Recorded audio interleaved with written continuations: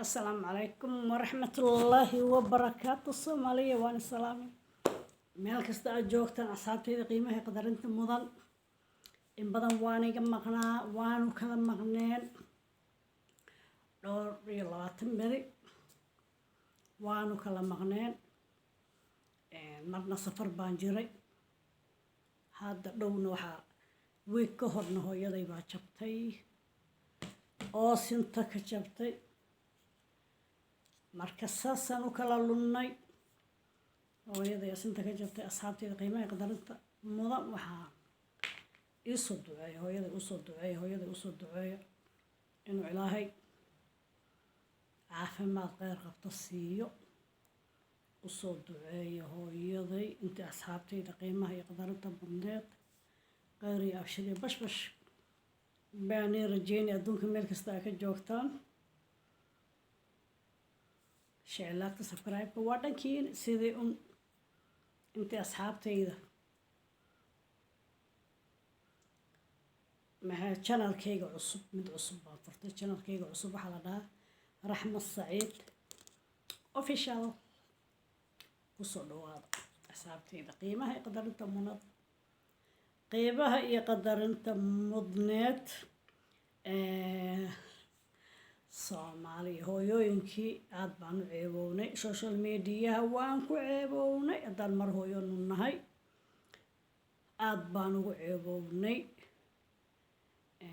gabadhan hadda waxay degan tahay Nairobi dagaalka Yurub baan ku ogaay ilaa Nairobi soo gaaray laba qof baa ka bilaabantay dagaalka markii hore qabiil bay noqotay oo si salbalaaday dadka markay dagaalamaan waxaa la dhahaa haddaa ka hadlaysid waxaa ka hadashaa si fiican oo xalin leh inaad hadlaysid ayaa wanaagsan inaad dabka shidid waa laga fiican yahay inaad dabka ku shidid waa laga fiican yahay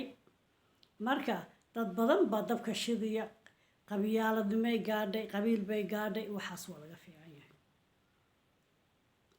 gabarna mid waxay samaysay caruur ilmo caloosha ku jiro weli dhalanin hadda gabadha weyba umushe ayaa la caayay sidii la sheegay midna gabar bay keentay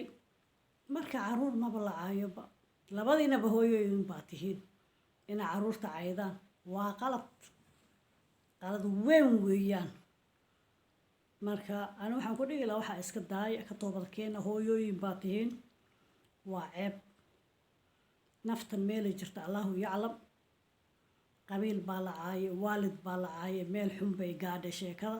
waa laga fiican yahay waxaas aad iyo aad baa looga fiican yahay waxaa laga yaabaa bacaawa inaa beriba inay naftaba ku gaarinba waagaba inuu ku baryin baa laga yaabaa xumaatada ma fiicna soomaaliyey gabadhan balan dhagaysan hadda waxay leedahay waa la ii dhaaranayaa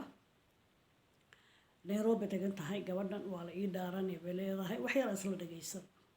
sharafta badan waa idin salaame soo dhawaada adduunka haddaad joogto wax kasta waa arkaysaa soo dhawaada sheergaraa barnaamijka sabskaraabka saara laaga iyo kumitiga ku dara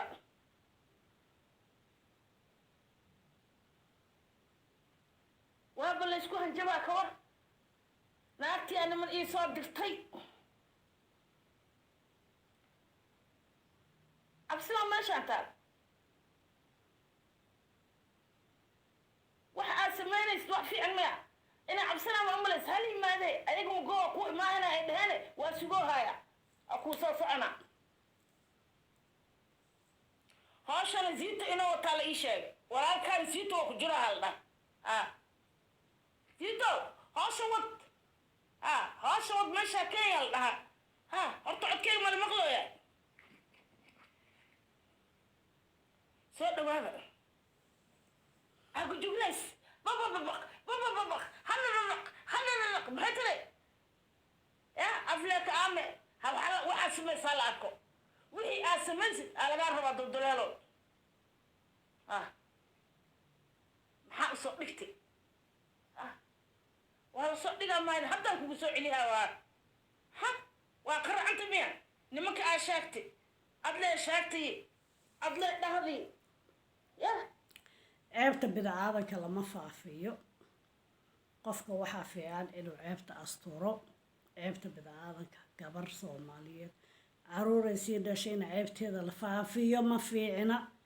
ilaahay subxaana watacaala wuxuu yiri qofkii hal ceeb astura